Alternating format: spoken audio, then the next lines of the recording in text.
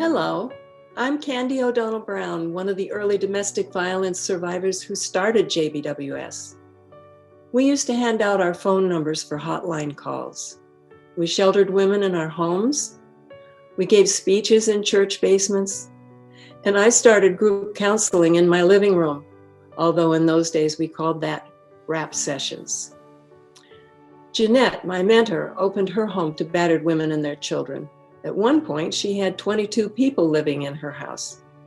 Her neighbors complained to the mayor about the noise, so she had to close her home in the summer of 1977. We were really alarmed about that, so we went to visit the county prosecutor to explain there was a need for shelter for battered women in Morris County. He was called out of the room. When he came back, he said, "It's one of yours." Lois Gilmore was just shot and killed by her husband where she works, and then he killed himself. Lois left 4 children. Lois's murder sparked community support. 10 days later, we toured the house. We still use it as a shelter. But it took another year and a half and 2 more murdered women to raise the money for renovations and staffing. We finally opened the day after Christmas in 1978, and we were full by New Year's. We'll never know which of our clients would have died without our help, but certainly some would have. We set out to change the world. Maybe in the eyes of the women and children we saved, we did change the world.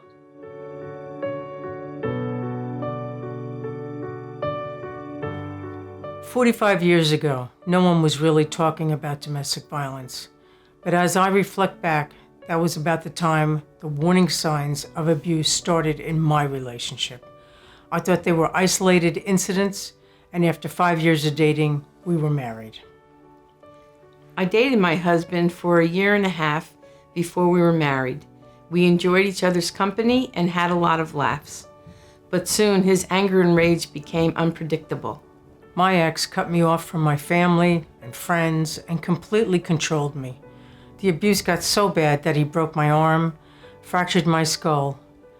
It was when I was at home recuperating from my injuries that I happened to watch a popular TV talk show that aired a segment on domestic violence for the first time.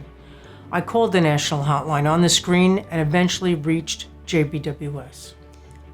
I read about JBWS in the newspaper and was thinking this really isn't for me, because although he was extremely intimidating and scary, he was physically abusive. But when I read the article further, it talked about mental abuse and counseling services. My stay in the JBWS Safe House was the beginning of my success in so many ways. I was asked to join a new counseling support group that JBWS was starting, and that's where I met my friend Margaret, who became my best friend for nearly 40 years. JBWS was a godsend to me and my children. It was such a warm, friendly atmosphere. We could talk about the physical and emotional pain of being hurt by the person who was supposed to love us the most. It's funny, my ex-husband did everything he could to keep me from having friends. Who knew that by going to JBWS for help, I would find not only my safety and my confidence, but also such a special friend. Thanks to JBWS, today we celebrate regaining our lives back, including accomplished careers, happy second marriages, the birth of grandchildren, and simple everyday pleasures. For so many reasons, JBWS is very near and dear to my heart, and possibly helped save my life.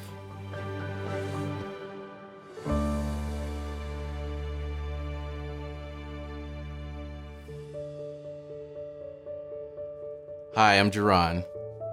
I'm a 35-year-old former child resident of JBWS, the oldest of 5 amazing children, and this May I became the proud father of a beautiful daughter. When I was 8 years old, my mom woke me up in the middle of the night and told me we had to leave. I think the physical and emotional abuse my family endured was so overwhelming that my only thought was finally. I watched sunlight pour in through the skylight in the safe house playroom as I sat in front of a young woman who I now know was a volunteer. The transition to living at JBWS and what home life is supposed to be like was relatively easy because the staff at JBWS helped me to become a kid again. Our counselor introduced us to the area schools. My siblings and I were in class before we could even unpack the 30-gallon trash bags our lives were quickly jammed into.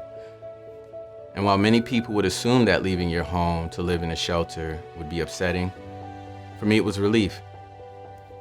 Because I keep many happy memories of JBWS with my siblings and new friends. The values and lessons we learned in the safe house have helped us to grow into adults who give back to the community. So today I don't identify as a victim of domestic violence. Thanks to JBWS, I'm a survivor.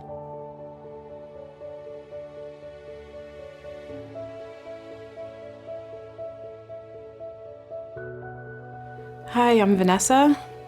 I'm a domestic violence survivor. 18 years ago, JBWS saved my life and the life of my son.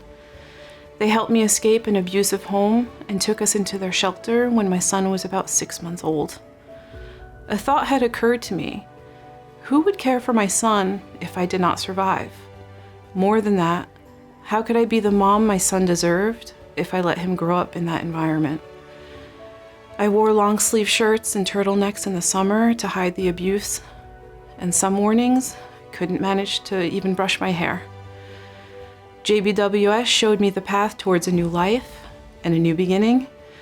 They provided a safe place for me to heal and to find my strength, advocates who reminded me that I was not alone, counsel that helped me through a trial, and they were by my side when I got my first apartment as a single mom and became self-sufficient. JBWS gave me so much and asked for nothing in return other than my dedication to make my life what I wanted it to be. JBWS and all of you are the reason I am a survivor today. I will always be grateful.